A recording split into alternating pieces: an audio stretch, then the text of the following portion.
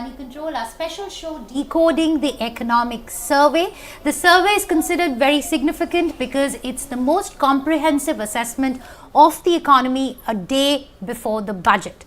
This economic survey has given some very strong messaging on deregulation. It has asked the government to get out of the way. It's given a GDP projection between 6.3 and 6.8% for 25-26, and it has also said that there are global headwinds that India needs to be prepared for.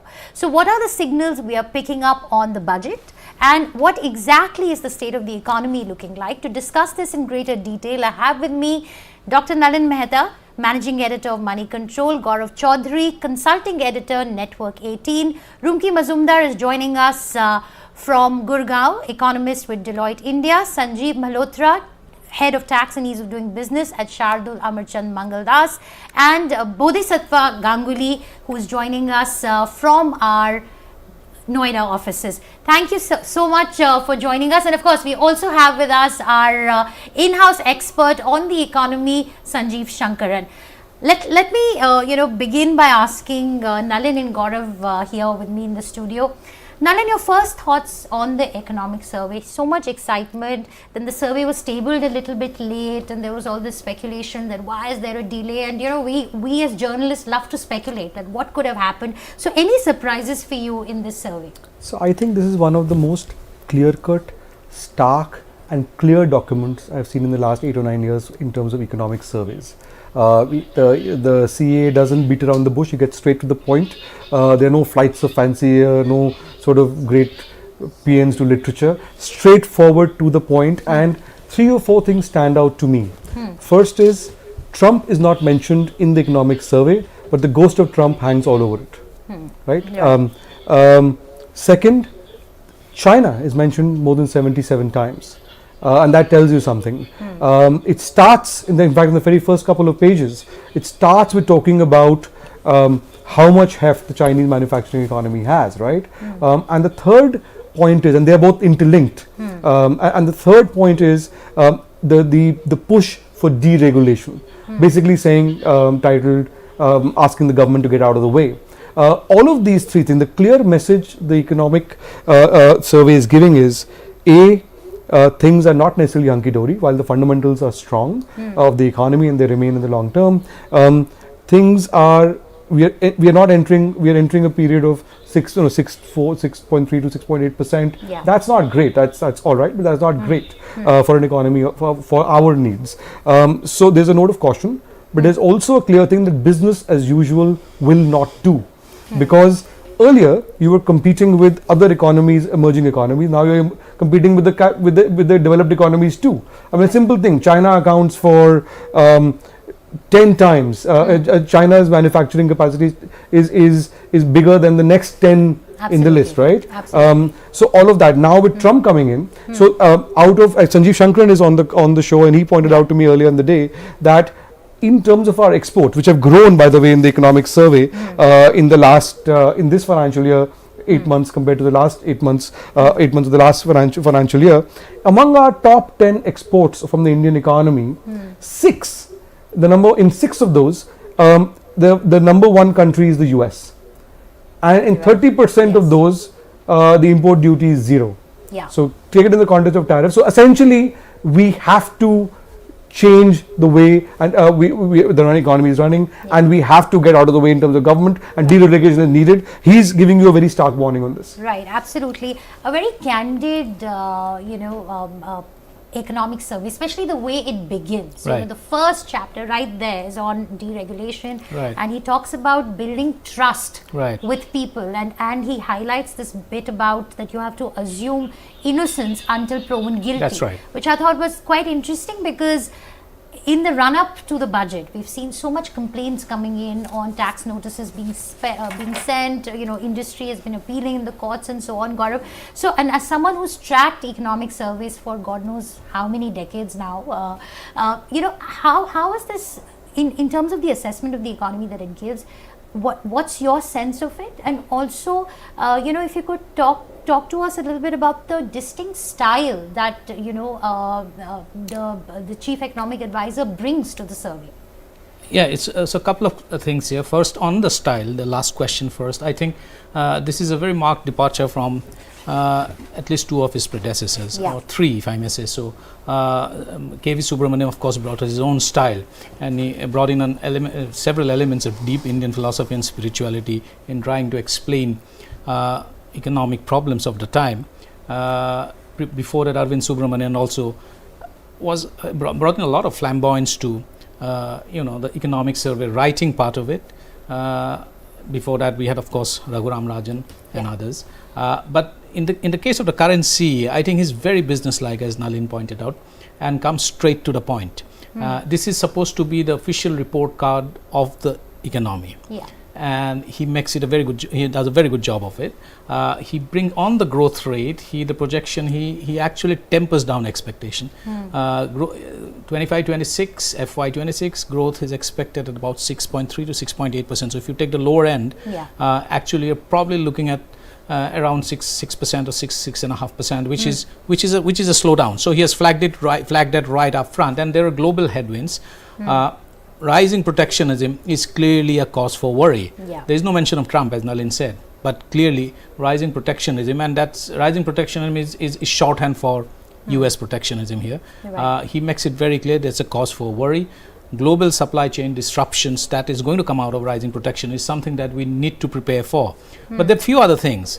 One, of course, is jobs now has to face an AI reckoning, and it's a moment of reckoning for jobs in India. Yeah. The critical point here is that unlike China, for instance, which is a manufacturing giant, we are a services-driven economy. We are a kind of a late comer in the manufacturing development space. So, but our growth has been primarily driven by services. 66, 67, that is about 2/3 of India's economy is driven by services. And AI is going to eat up many of the services jobs. Right. Unless we are ready for it. So we better be, and he uses the word that policymakers need to take it, quote unquote, very seriously. If we keep on growing, and if because of technology and efficiency sets in and we keep on growing, we don't want to possibly stare at a possibility of extreme jobless but very high growth. That's going to something very difficult to deal with, given the kind of population and the armies of youth that are going to join the queue of hopefuls every year.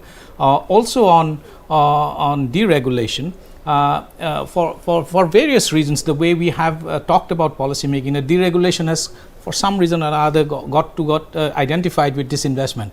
For whenever we said that government should get out of business, we probably always mean that government should actually get out of the PSUs. In this case, he makes a very specific point that the government should get out, make things very easy for people to for businesses to prosper. Right. He talks about kinships of the structure of Indian society, where it leads to low trust. And that is why we need to flip the approach. It's an attitude problem. Guilty until proven innocent should move to innocent until proven guilty, which is essentially you just flip the philosophy of running and allowing business to prosper. It's a mindset change, but it will require a very big heavy lifting from the government on the policy front. Right, Gaurav. We'll come to those different aspects of the survey in just a bit. I want to bring in Rumki's assessment of the survey and of what she makes of the growth estimate that has been put forth in the survey. Rumki, a lot of data has been presented in the survey, but specifically one interesting data point that stood out for me was on the investment intentions. The survey seems very optimistic about the investment intentions of the private sector. It says that there's been an uptick there, and the CA has written that this is expected to go up further. So, and he's also spoken about green shoots in capital formation and how they are visible. So, I want to get your sense in Rumki on this. Is it that Mr. Nageswaran has said that all's well with the Indian economy in terms of the data he's presented, in terms of the sectoral breakdown that he's given?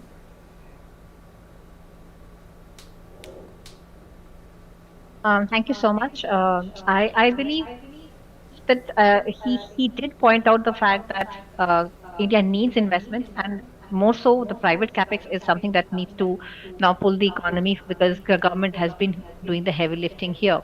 And to substantiate the point that that the private sector is coming in, is actually investing a lot, and I think they kind of did make a point that India needs about 31 to 35% of GDP of kind of investments going forward to reach to a Viksit Bharat target. And I think this is where I would like to highlight that it is possible, and the fact that we are seeing a lot of financialization of savings happening, because earlier a lot of savings used to go get into real estate and say gold and jewelry, but now we are seeing capital market booming, and with so many domestic institutional investors and retail participation growing very fast. So clearly, savings is now moving into the capital sector, and that would probably make resources available for investment. So that will be become a big push to private investments. And I think a lot of other policies that have been taken over the last few years, be it PLI or with the national infrastructure policies, all these will start kicking in the next few quarters. Plus, we also have a lot of uncertainties that have gone are out of the way. For example, elections in the US and in India. So we will have a stable government in India, and we will probably get to know how the policies will change over the next few months in the US as well. So all these things together, when these bits and pieces come together, it will give a big push to the private capex, and I think he's right in mentioning that the private capex will be a big factor in driving growth going forward. Okay, what's your sense of the growth estimate, the range between 6.3 to 6.8? What is Deloitte working with, and how would you look at this growth rate, as compared to the rest of the world? So we are a little more bullish. We are expecting about 6.5 to 6.8, so around an average of 6.7, something like that. And I think the reason we believe so is because the services sector has done really well, and agri sector will also be quite well this year.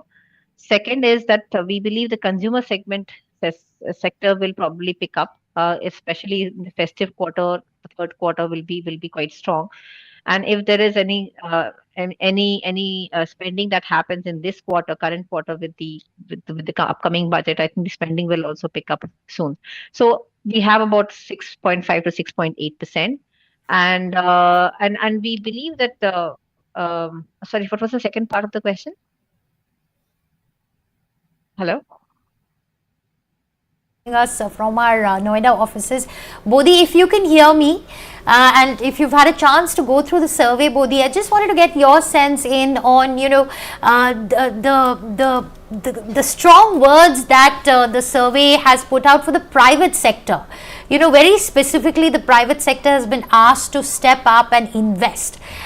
Has this happened in the past where, the chief economic advisor is almost sounding like a school teacher asking his students to really buck up and perform? So, Shweta, so what's the just to take off, I'll respond to that also, but just to take off on what also, and to add to what Nalin and Gaurav said, what is the central point of the eco survey, that to reach the Viksit Bharat goals, which are in 2047, the GDP needs to grow by over 8%, or at least around 8%, whereas the current growth rate seems to be just north of 6%, around, let's say, a median of about 6.5. So everything else, if you take that as the sort of central theme, then everything else that is called for, such as deregulation, and so on and so forth, is really, ease of compliance, innocent until proven guilty, really stems from the need to boost the growth rate. Now, the question again is, so let me then come to the private sector part. See, it's a kind of a circular situation. See, if you go to by the moneycontrol Deloitte poll, which we did of CEOs just a few days back. So there are two ways. If you look at, so why would the private sector, why is the private sector not investing? Obviously, there is there is a lack of confidence, essentially. As per the poll, 42% of CEOs expect, growth to pick up in the coming fiscal. But that's less than half. 30% think that it might happen in in the fiscal after that. The remaining 20% are not sure. So there is a lack of confidence, which is why they're not investing. And by the way, what the chief economic advisor is saying is not particularly new. Other senior cabinet ministers have also cajoled, berated the private sector, never been urging them to invest, but it hasn't it hasn't happened, at least not to the desired extent, because beyond one or two big groups, there is obviously the capex is not happening to the desired extent. I think, however, what the chief economic advisor is saying, his references to deregulation, other steps, is indeed to is to increase confidence in the private sector, and that's one way of doing it. And I think that's where he is. Bodhi, if you could just hold that thought. We have Yeah. Sanjeev Malhotra also joining us, who heads the tax and ease of doing business division at Shardul Amarchand Mangaldas. So, Sanjeev, we've heard the CA speak about, write about very definitively in terms of deregulation, in getting out of the way. He's asked the government to enable businesses and to let them do their job. But how daunting is this task? Because this has been a work in progress for a very long time. When Modi government was first voted to power, the promise was minimum government, maximum governance. So how, what are we really looking at? We've seen thousands of laws that have been done away with, but yet there are some 70,000 compliances that businesses still have to comply with. So, if you could just take us through, like, okay, we are reading about it, we are talking about it, but in practice, how difficult is this job to implement? Hi, good evening, Shweta. No, of course, absolutely daunting, very difficult. Everybody's been talking about the deregulation part. What my read of the economic survey suggests is that they are essentially talking about ease of doing business 2.0, right? And frankly, the points or the hurdles or the pain areas aren't anything new. Whether you talk about dependency when it comes to disputes, when you talk about the regulatory framework, which requires a lot of time to get the approvals and so on. But I think one thing that this economic survey brings out very clearly is that there is a path to move forward, which is one, of course, deregulation that's been spoken about. Second is digitalization. And third is to bring down the bureaucracy. And it actually identifies some 8 to 10 areas to say, well, this is where the core issues are. And then it also goes on to recommend, I think it's 8 action points, what needs to be worked upon. Now, of course, how and when and to what impact would such recommendations have? I think that's outside the scope of the economic survey. But if you were to ask me, I think it's pretty much to the point, very cutthroat, very clear to say these are the issues, this could potentially be the solutions. And then, of course, it's for the government to act or not act upon it. Right. So, like we said, that this has been work in progress, Sanjeev. When it comes to the risk, and you have clients, and I'm sure they've come to you asking you to help them out in certain ways. Where are if you could just give us some examples of the roadblocks that businesses come across when they are trying to, say, start a business or run a business. We could look at a startup, for example. Yeah, no, I'll give you an example, and I'll link it to the whole point about bringing more manufacturing to the country, which of course then goes to the PLIs and the other incentives that the government has. Now, on paper, and you look at the incentives, it's a great proposition, right, on what's going on globally and why more and more foreign companies should be coming to India.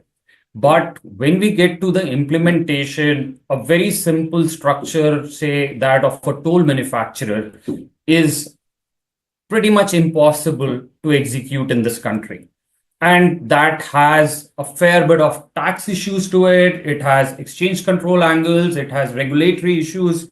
And most of the time, such projects ultimately are shelved off or become far more inefficient because of the sheer fear to say, well, who's going to go and deal with all these regulators?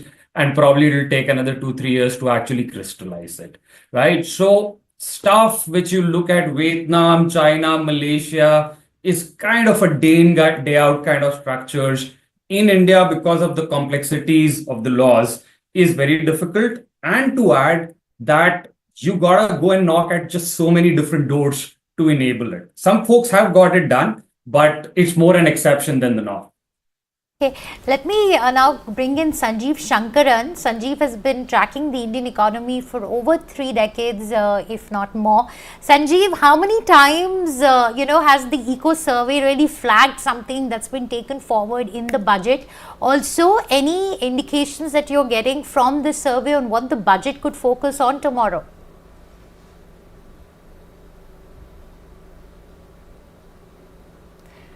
Okay, I think we're having some audio issues with Sanjeev. We're not able to hear him, but I'll just pose this question to Gaurav and Nalin. Because the Eco Survey is presented the day before the budget, and today we also heard the Prime Minister. Yeah. So, any indications on what the budget could look like? I know this is a very two things. Crystal ball gazing. Yeah, I think the government made it clear a while ago, not this year but much earlier, that these are two separate exercises.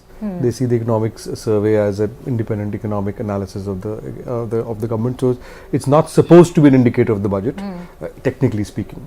However, you've had obviously the government is going to be responding to what the facts of the economy are, the facts of the economy, right. And the finance ministry is going to be considering exactly the same facts and coming to conclusions, right? So you've had the Prime Minister talking.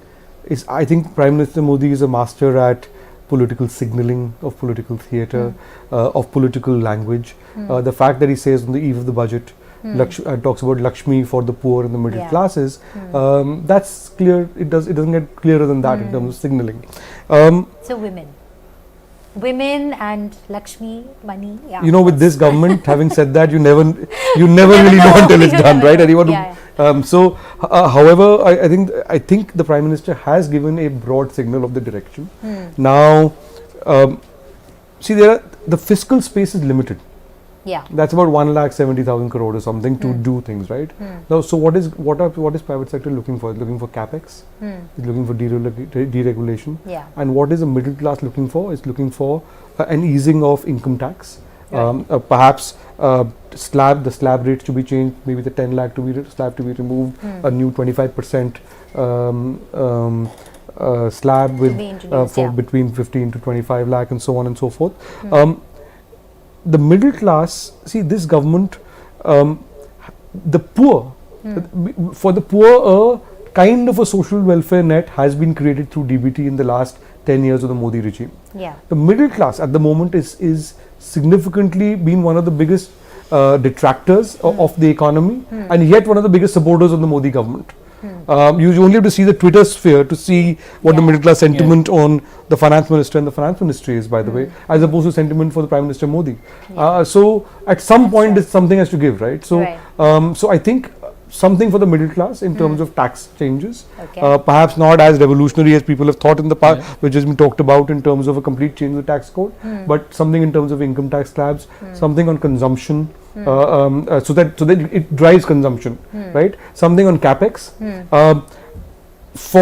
Now there is a school of thought which says this is a time for a big bang reform of the 1991 kind. Now, there are two different situations. Modi written a piece on this also. They're not comparable situations at all. 1991 was a crisis.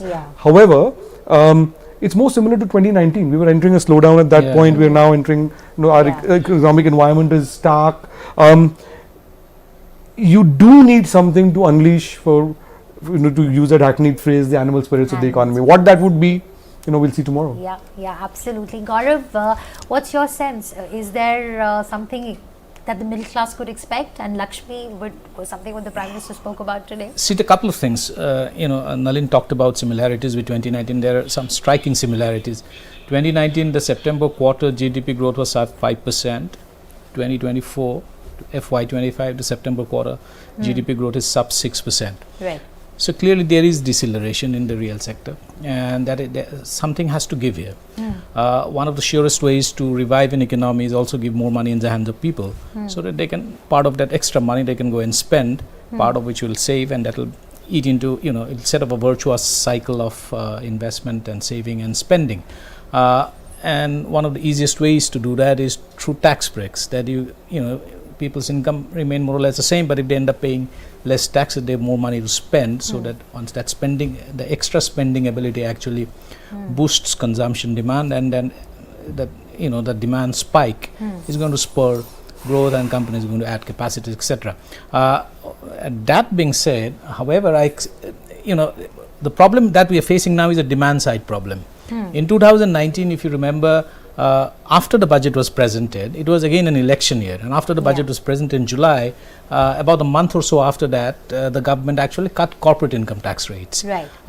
At that point in time, we were facing a demand side problem similar to what we are going through now. But that measure was criticized for a very different set of reasons, because you were trying to solve a demand side problem by a supply side measure, so it did not yield the results. And then we of course went into hit the pandemic, and everything got disrupted. This time I think the government is going to address through a demand side solution, which is give more money in the hands of people. Now clearly the Modi government's definition of the middle class could be very different from the conventional general definition of middle class. The middle class that's watching this show and thinking absolutely, that they are middle class. Fair enough. I think we have Sanjeev. Can I say something here? Yes, We've had a absolutely. very interesting debate on this earlier in the newsroom with Gaurav, had with one of our anchors, who was convinced that 50% of our income may become tax free. But Gaurav's point is right. A lot of people in the middle class believe that they are the downtrodden, but they may be in the upper middle class, and in the Modi definition is very different. Right, absolutely. India is a huge country, and there are different income brackets in this big country of ours. So we have with us Sanjeev Shankaran. Sanjeev, can you hear us?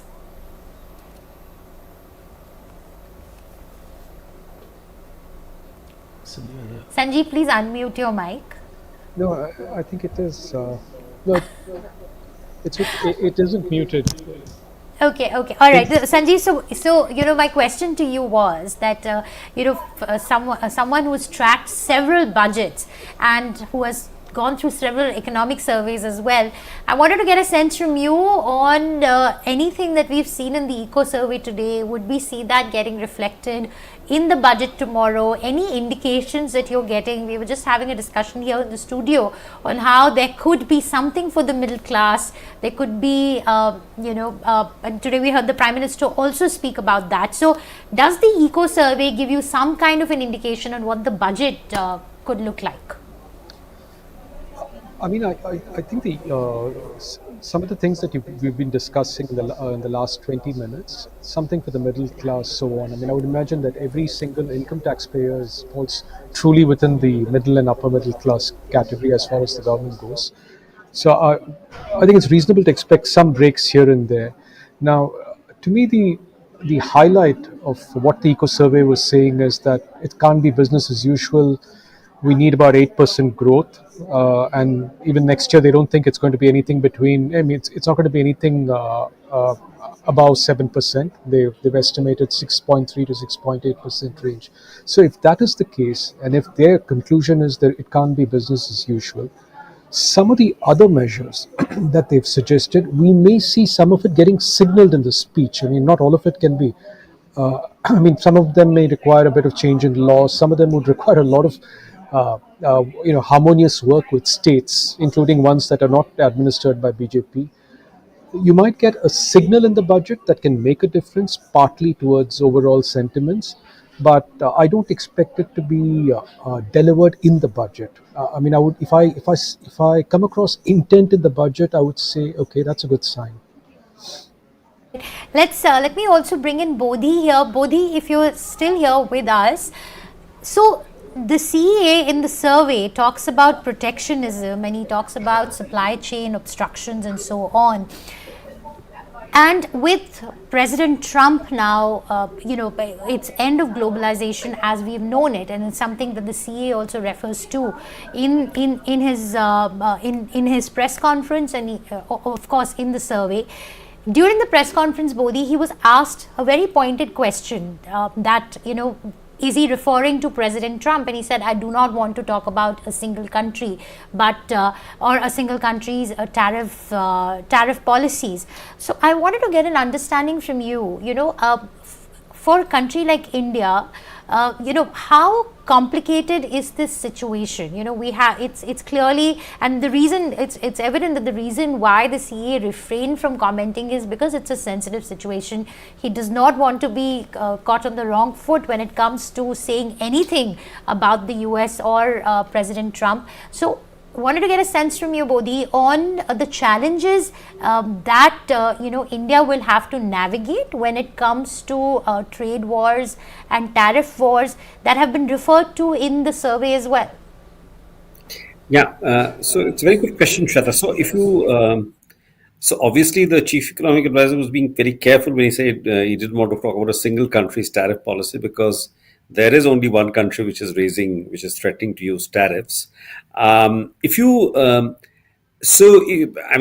per media reports, Mexico and Canada could be hit by 25% tariffs as early as this weekend, possibly while the budget speech is being. So that's going to be a big, global macro development. And China might also get hit by tariffs. Now, whether the tariffs they will hit, Trump can be unpredictable. He might impose the tariffs and then pull them back, because this is also about flow of drugs to the US, which he thinks that Mexico and Canada are not doing enough to curb, and so on and so forth.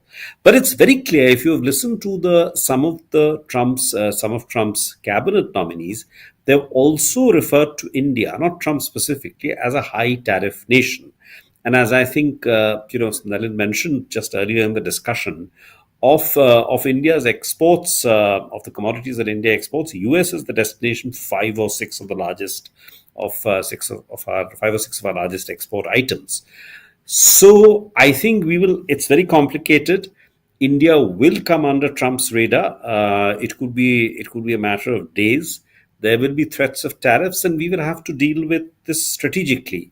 Strategically means that we will have to give probably some kind of concessions to the US.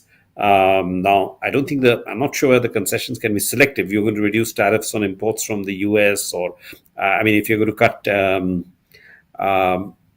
tariffs, then we'll have to do it across the board. We'll have to extend the most favored nation status across the board. But it's something which is going to hit us next month, which is going to start from tomorrow.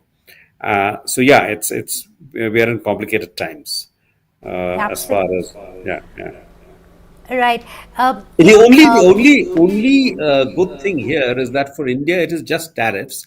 It's not linked to political demands and of other political demands. And as far as immigrants is concerned, Indian government has already said that if there are Indians who might be caught up in the dragnet in the US, India will take them back. So there's no issue on that score. I think President Trump is soon coming to a place, near to all of us. So yeah. So this is possibly the first budget which will be made under this very dark looming shadow of a very powerful president who is very uncertain. Correct me if I'm wrong, but in recent times I can't think of a budget that's been planned with so much uncertainty.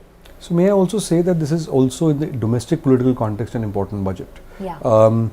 Basically because while the political dominance of the Modi government has never been in doubt. You saw shakiness after the Lok Sabha result last year, right? Yeah. So the first full budget, which was in July, which followed the interim budget, it was still, there was a lot of questions around allies and all of that, right? Now, between then and now, the government has recovered its political iqbal, if you like, right? With the results in Maharashtra and before that. We are now heading into the Delhi election. So in that sense, this budget, more than the last one, is being looked at also from a domestic political context of setting the economic vision for the next 4 years on the road to Viksit Bharat, right? So a lot of people will be looking for that vision in this budget. Does the intent or does the stated ambition of this government match what it's doing on the ground? Right. Let me bring in Rumki and Sanjeev here, Sanjeev Malhotra. Rumki, what is the expectation? Because this time around, the sense that we are getting is that everyone is talking about how this budget needs to be big and bold. So, is that the sense that you are getting as well when you're speaking to, your clients, the CEOs that you consult with? And is there room for a big, bold budget? Okay, I think Rumki is not there. Sanjeev, if I could, pose the same question to you on, how much room does this budget really have to push through the big, bold reforms that that a lot of people, a lot of economists, a lot of thought leaders are expecting the budget to do?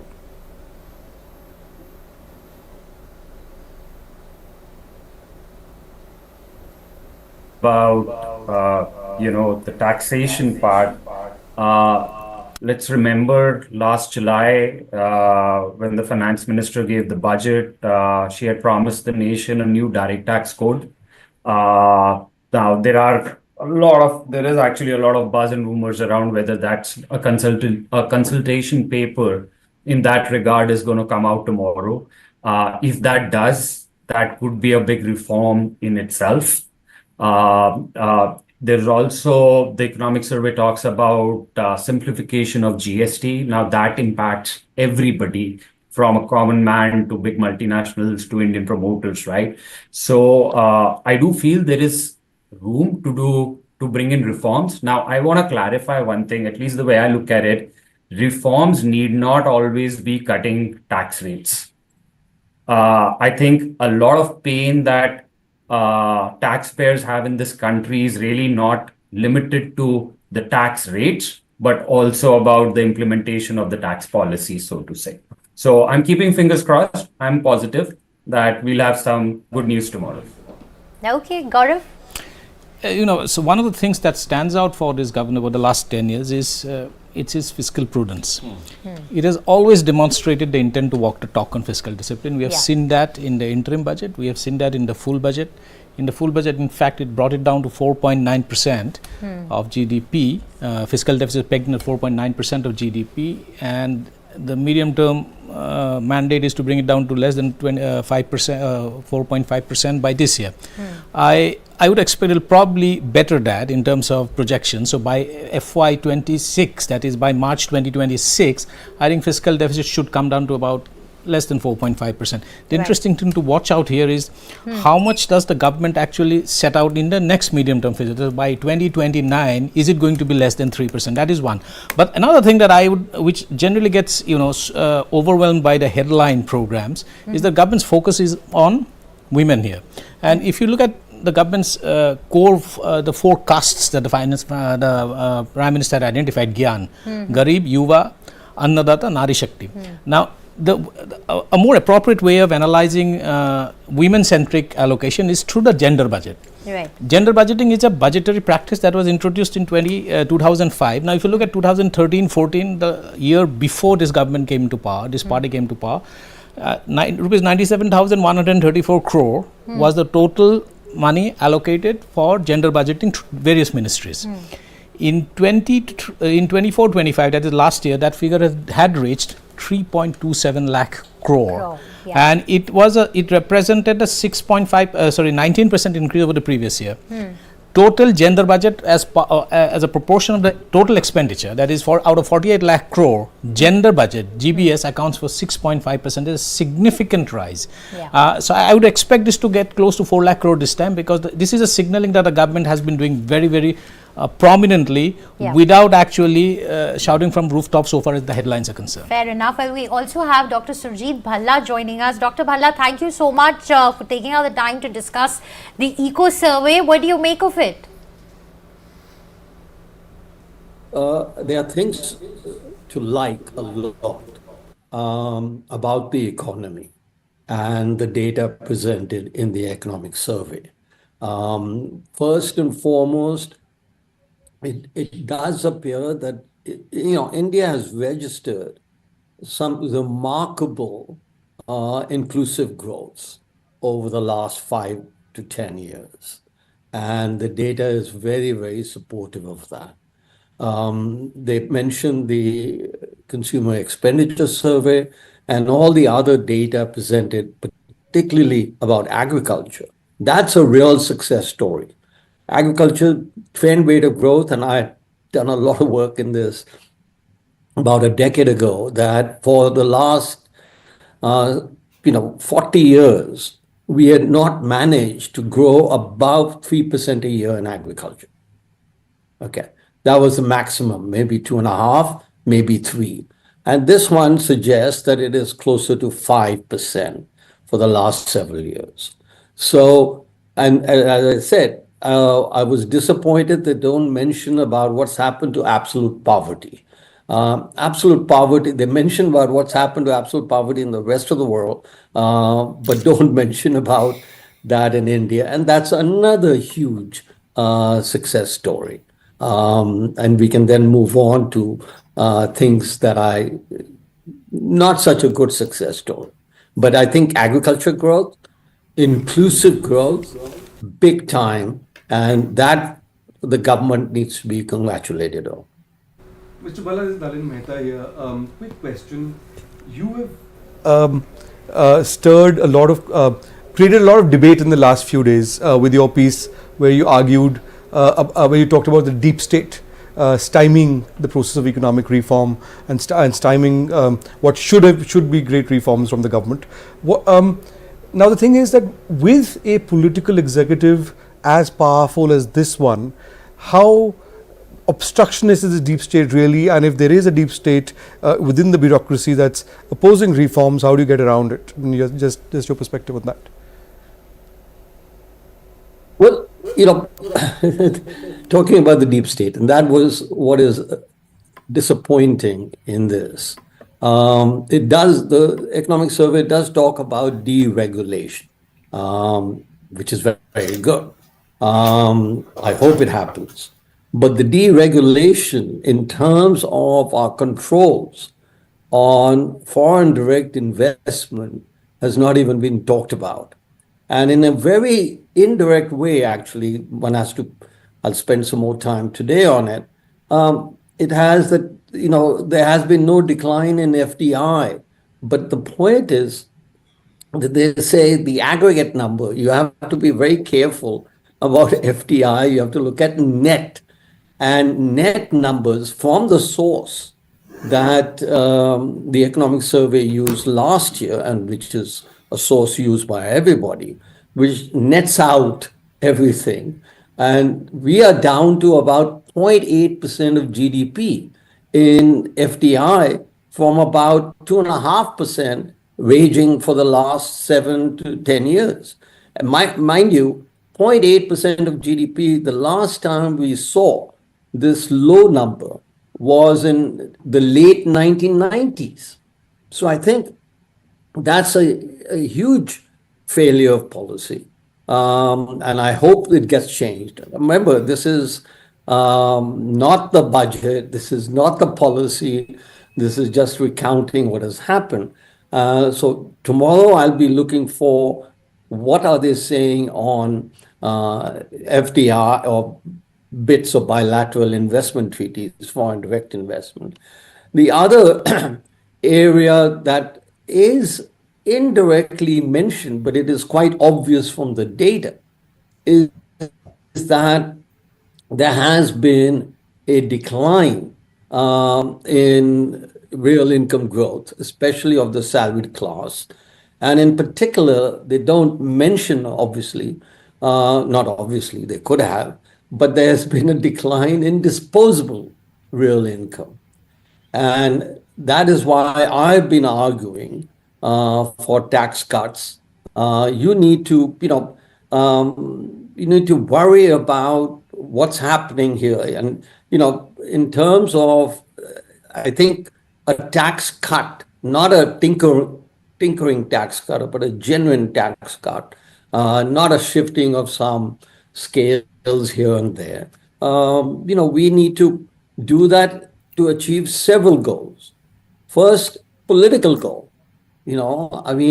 A budget is both political and economic. Everybody admits to that. Second, an economic goal. You want to increase your growth rate to move towards 8%, and you are stuck at about 6%, which is from 1991. That's our 35-year average. So, that's no big deal. We are a good growing economy, have been, but we need to graduate upwards. And for that, I think consumption has to increase. We are doing fantastic on investment, on public investment, no problem. But even there's a problem. That is that they're not able to match what they said they will have in the budget last year. So I think we are behind the curve on investment, and we are ahead of the curve in fiscal deficits, which is, I still need to, somebody needs to tell me, why does 0.3, 0.4% of GDP decline in fiscal deficit is a good deal? I think it's a bad deal, given that you could be giving tax cuts and more purchasing power in the hands of the people.